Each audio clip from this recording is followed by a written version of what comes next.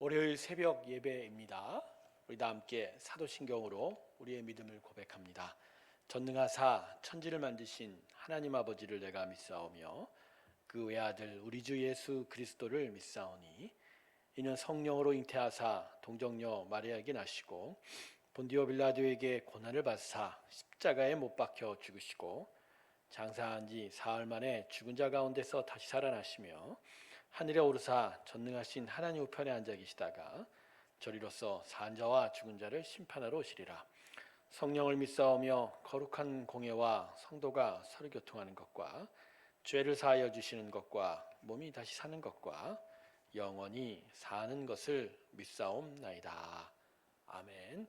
우리 다 함께 438장 함께 찬송 부르겠습니다. 내 영혼이 은총 입어 438장입니다. 함께 찬송하겠습니다.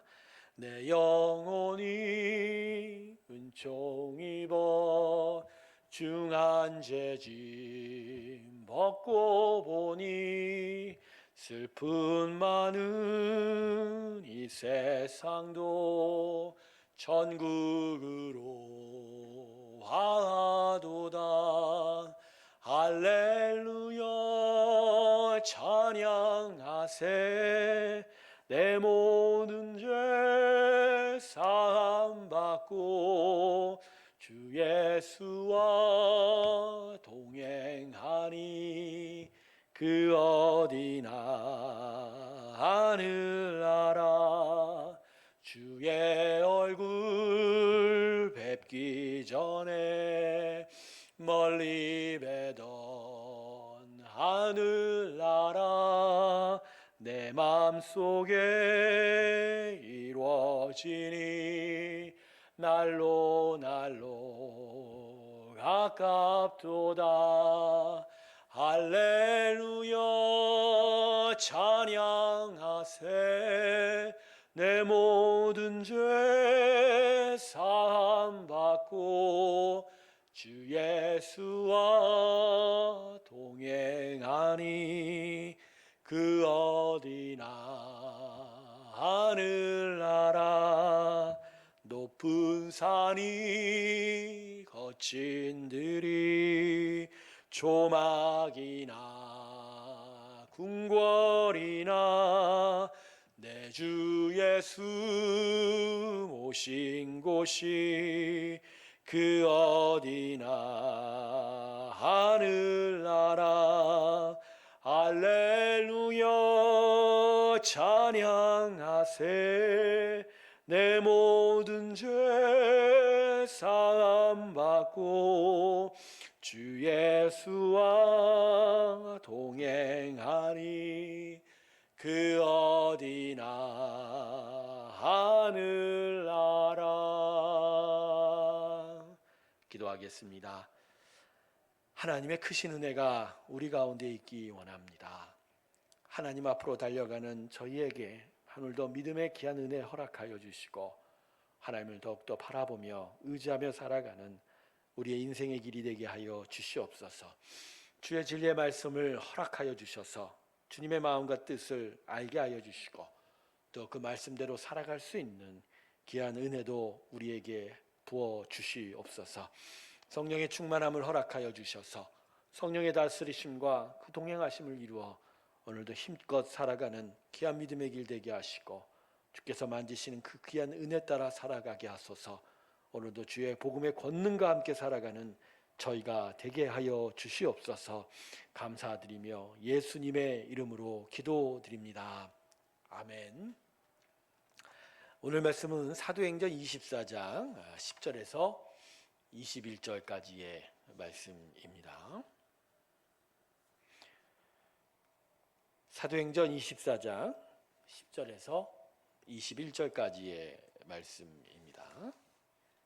제가 읽겠습니다. 총독이 바울에게 머리로 표시하여 말하라 하니 그가 대답하되 당신이 여러 해 전부터 이 민족의 재판장 된 것을 내가 알고 내 사건에 대하여 기꺼이 변명하나이다. 당신이 아실 수 있는 바와 같이 내가 예루살렘에 예배하러 올라간 지 열 이틀밖에 안 되었고 그들은 내가 성전에서 누구와 변론하는 것이나 회당 또는 시중에서 무리를 소동하게 하는 것을 보지 못하였으니 이제 나를 고발하는 모든 일에 대하여 그들이 능히 당신 앞에서 내세울 것이 없나이다. 그러나 이것을 당신에게 고백하리이다. 나는 그들이 이단이라 하는 도를 따라 조상의 하나님을 섬기고 율법과 선지자들의 글에 기록된 것을 다 믿으며 그들이 기다리는 바 하나님께 향한 소망을 나도 가졌으니 곧 의인과 악인의 부활이 있으리라 함이니이다. 이것으로 말미암아 나도 하나님과 사람에 대하여 항상 양심의 꺼리낌이 없기를 힘쓰나이다. 여러 해 만에 내가 내 민족을 구제할 것과 재물을 가지고 와서 드리는 중에 내가 결례를 행하였고 모인도 없고 소동도 없이 성전에 있는 것을 그들이 보았나이다. 그러나 아시아로부터 온 어떤 유대인들이 있었으니 그들이 만일 나를 반대할 사건이 있으면 마땅히 당신 앞에 와서 고발하였을 것이요 그렇지 않으면 이 사람들이 내가 공의 앞에 섰을 때 무슨 옳지 않은 것을 보았는가 말하라 하소서. 오직 내가 그들 앞 가운데 서서 외치기를 내가 죽은 자의 부활에 대하여 오늘 너희 앞에서 신문을 받는다고 한 이 한 소리만 있을 따름이니이다 하니. 자, 오늘 본문은 총독 벨릭스 앞에서 자신을 고소한 유대인들에 대하여 바울이 자기를 변호한 말을 기록하고 있습니다. 먼저 바울은 자신을 고발한 자들의 거짓말을 지적하고 있습니다. 본문 11절을 보면 자신이 지금 총독 벨릭스 앞에 선 거는 예루살렘을 방문한 지 10일밖에 되지 않았다라는 거죠. 근데 여러분, 이 바울이 지금 이 예루살렘에 온 날수를 헤아리는 건요, 도무지 이 12일 동안 자기가 로마 제국의 평화를 위협하는 어떤 폭동이나 반란을 계획하고 조장하는 것이 이게 가능한 시간이냐라고 되묻고 있는 거예요. 자, 바울은 예루살렘에 도착한 지 7일 동안에 성전에서 정결례를 행했고요. 7일째 되는 오후에 성전에서 유대인들이 붙잡혔다가 로마 군인이 개입하는 바람에 체포되어 안토니아 요새에 갇혔고요. 8일째 되는 날에는 산헤드린 공의에 서서 자기를 변호했고 9일째 되는 날에는 유대인들의 암살 음모로 인하여 그날 가이사라 총독부로 급히 옮겨 이 헤롯궁에 갇혀 있고, 그리고 3일 지난 이 12일째 되는 오늘 총독과 예루살렘에서 온 대제사장들 앞에서 송사를 벌이고 있는데 도대체 무슨 시간이 있어서 자신이 로마에 대항하여 선동하고 폭동을 일으킬 수 있느냐, 이렇게 말하는 것입니다. 그리고 바울은 더하여 자신을 고소한 사람들은 자기가 폭동과 선동한 것을 보지 못했으니까 만약 보았다면 증거를 내놓을 것이어야 된다라고 이렇게 말하고 있는 겁니다. 바울은 결국 로마 제국에 대하여 대항한 적이 없다. 사실 오직 내가 믿는, 자기가 믿는 종교적인 이유에서 예루살렘 성전에 갔을 뿐이다라고 결백을 호소하고 있는 겁니다. 자, 그리고 나서 바울은 자신의 신앙 행위는 양심에 따른 행위였다라고 호소하고 있습니다. 자, 이것은 변호사 더들로가 자신을 이전에 십자가에 죽었던 나사렛 예수의 이단으로 몰아붙여서 유대인의 자치 규정에 따라서 처형할 것을 요구한 것에 대한 변호였습니다. 먼저 14절과 15절에서 자신이 무엇을 믿는지를 고백합니다. 바울은 의인과 악인의 부활에 대해서 하나님께 소망을 가지고 있다라고 합니다. 16절에 더하기를 자신은 양심에 꺼리낌이 없다라고 이야기하고 있습니다. 여러분, 바울이 이렇게 이야기한 건 믿지 않는 총독 벨릭스가 이해할 만한 수준에서 자신의 신앙을 설명한 거예요. 즉, 죽음 이후의 상태에 대한 하나님께 바라는 바가 자신의 신앙의 내용이고, 더해서 자신은 양심에 꺼리낌 없이 도덕적이고 윤리적으로 살았다는 거예요. 자, 여러분, 이러면 믿지 않는 사람도 바울의 어떤 도덕성과 정직성을 신뢰할 수 있게 되는 거죠. 그러니까 총독 벨릭스에게 지금 바울이 자신은 결코 어떤 사특한 이단의 무리와 같지 않다. 그냥 내 신념에 따라서 나는 그냥 내 믿는 대로 살았을 뿐이다. 이렇게 항변하고 있는 거죠. 자, 마지막으로 바울은 자신의 무죄를 호소합니다. 바울은 다시 한번 자신이 그 어떤 소동과 선동을 한 적이 없다. 그저 자신은 이 민족을 위해서, 내 동족을 위해서 구제금을 가지고 온 것뿐인데 오히려 예루살렘에서 어떤 소유도 하지 않았다라고 얘기합니다.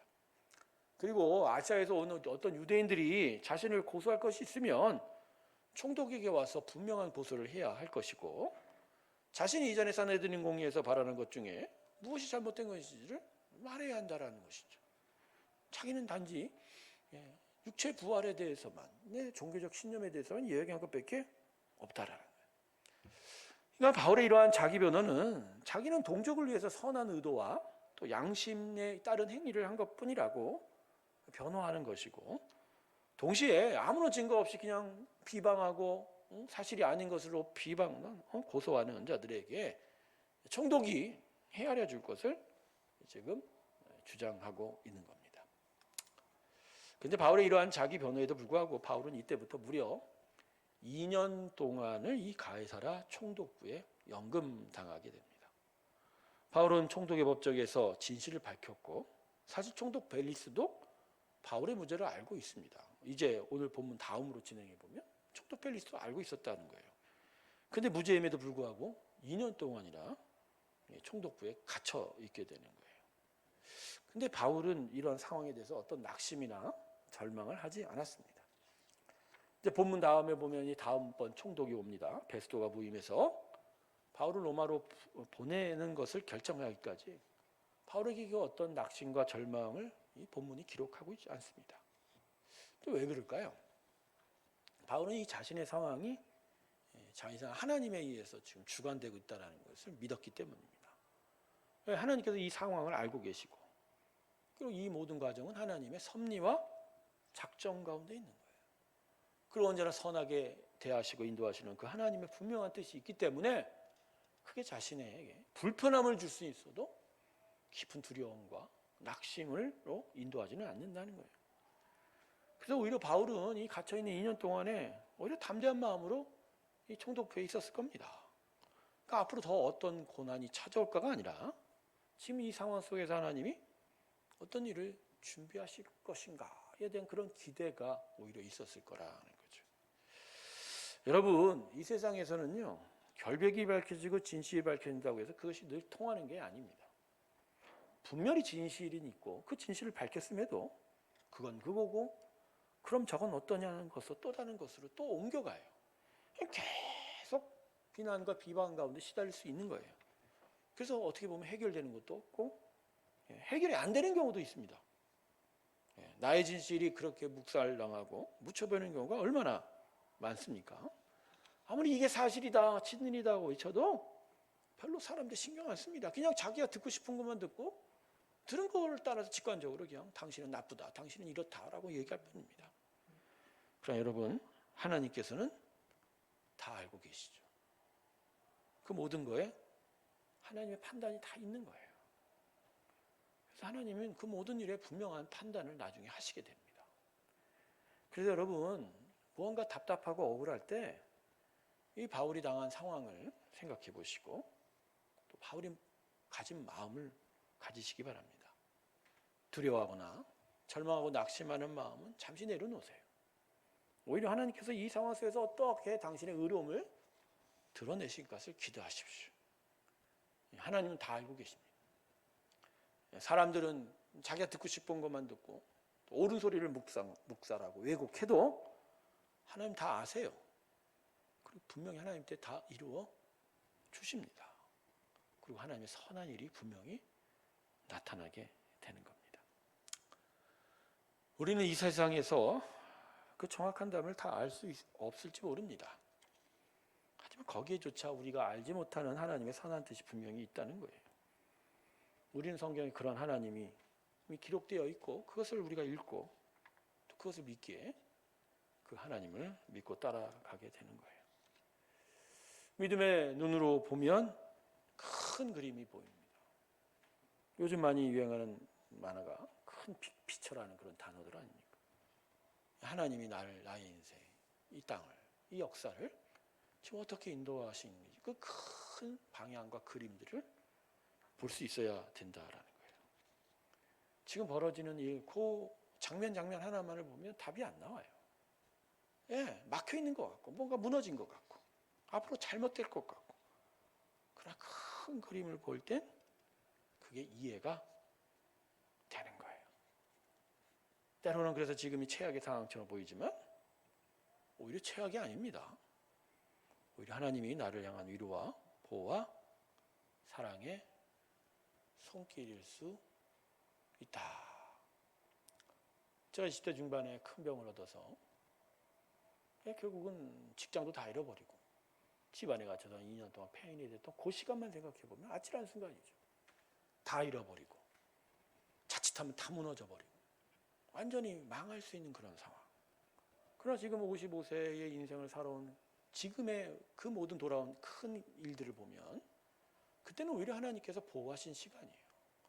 셋바 속에서 더 이상 다치지 않게 보호하셨고 오히려 내 마음 안에 선한 것들이 계속 차도록 충전하게 되고 그러면서 저는 예수님을 만나고 예수님의 은혜 안에 더 강하게 키워져 갈 수 있는 시간이 되지 않았습니까? 그리고 그때는 참 어려웠지만 오히려 그것이 기회가 되고 그것이 토대가 돼서 그게 하나님의 의로운 나라들이 세워져 가서 지금은 여러분 저를 보십시오. 물론 부족한 것, 투성이고 불편한 것도 많지만 그러나 저는 그렇지 않습니다. 오히려 하나님 나라를 위해서 정말로 힘껏 열심히 살고 있지 않습니까? 이거 바로 그런 거예요.